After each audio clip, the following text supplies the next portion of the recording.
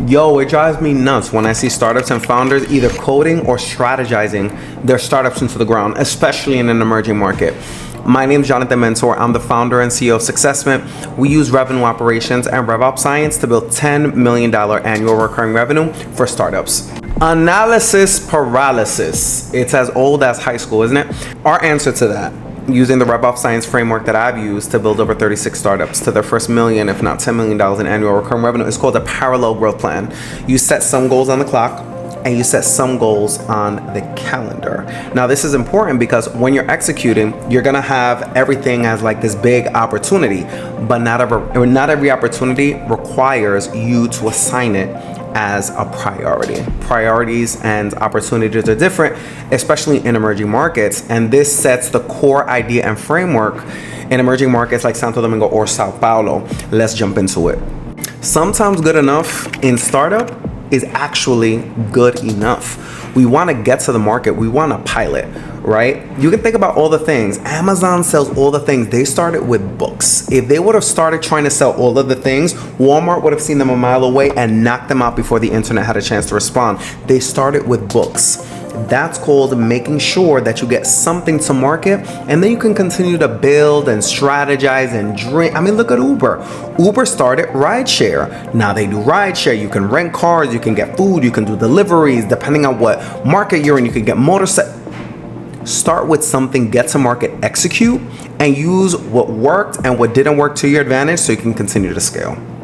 Now, in parallel growth, in the RevOps science format, there are three phases, right? There's good, better, and best.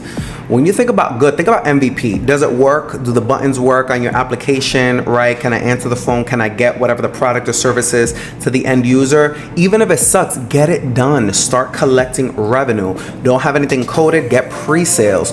Don't have all of the features ready to roll out with. Start with feature number one. Get to market. That's your MVP. Now, your better version is now that you've been in market, right? And usually there's like a deadline for that. Like, okay, I'm gonna be in market with this pilot for like a month or 3 months or 6 months or whatever. You gotta stop, shut up, look, and listen at the data that's being given to you for free. You know what that data is called? You know where you can find it? In your customer feedback. You can do all the market analysis. You can get all the mentoring that you want. You can try to chat GPT your way out of it. But until your customers actually prove your concept by buying and subscribing and reoccurring with you and choosing you over all of the other solutions, and you don't have that clear, then you can't do what the best piece is, right? The best version is now based on your own customer, not the market. Forget the market, right? You're already in market. You already have your own community of customers. That means that now you can take the feedback of your actual customers, their real qualitative data, and apply that to building better products, offering better services, taking away things that didn't work, improving their experience, and getting them to spend more money with you. That's good, better, and best. Now, what does this actually look like in places like Latino America, emerging markets, and etc.? It's about fast execution, real feedback, and understanding what's at stake when you don't have a VC safety net. You gotta get in there. These are societies and entrepreneurial ecosystems with legacy players, big families, big influencers. And if you're young or just new and you're hungry and you're inexperienced, this is something that's going to be valued in very developed markets because people have a lot of capital to throw around.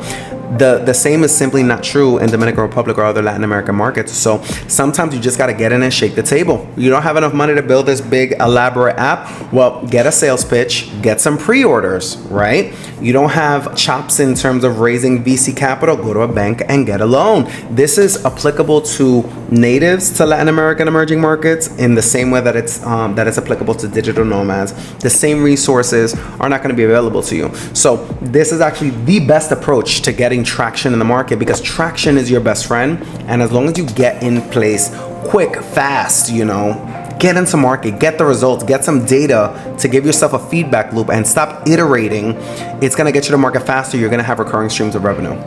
Okay, so you got to this point in the video. It's time to actually move, right? Don't Google another thing. Don't chat GPT. Don't call a friend. Don't, obsess over all of your documents. Just listen, do this one simple thing. If you have whatever this business is, Great, you should be able to sell it in 5 minutes, right? Men buy sex, women buy beauty, poor people buy getting rich quick, and rich people buy protection for their assets. Find which category you're in. It doesn't matter what you're selling. Gucci doesn't sell bags, they sell status, right? Target doesn't sell cheap stuff, they sell convenience. And all of these business models make sense. Take a stake in the ground, give yourself some time and market to get there, but you gotta go. You can't just, be trapped behind, oh, it's not finished yet, and I don't have this one piece working, and da-da-da-da. You have an idea, sell it, get it to market. You gotta move. If you don't move, you're not gonna know what's working and what's not working. It's all gonna be this theory. So imagine if you built, just imagine this huge castle, like with 56 rooms for this huge party, right? And everybody's like in the living room, and then you just wasted all of that other space. You don't have a castle. You don't have that kind of capital. You don't have that kind of time. You're out here building a legacy. You're out here breaking generational curses. You're out here establishing yourself as one of the economic pillars in this grand old new world that we got in, right? If you're here listening to my video. So if you wanna be practical about what you're gonna do, set practical steps, measure how you're gonna define if those steps are working or not. Those are called metrics, and define a deadline. And at the end of that, you're gonna know what you did right, what you did wrong, what's missing, and what's confusing. By the way, if you want to get out of strategy and analysis paralysis mode, I have a number of free and ungated, workbooks and templates for you that doesn't require you to pay for anything, doesn't require you to give me your name, doesn't require number, nothing. I just want you to go out there and be great. If you want access to any of the free materials, again, no strings attached. You're not gonna get a text or an email from me, hey, how you doing? No, that's not my style. I'm not corny like that. If you want access to any of the free resources that we have available for startup founders, whether you're a digital nomad in Dominican Republic or anywhere else in the world or in the US, all you gotta do is comment below, baby, and I got you.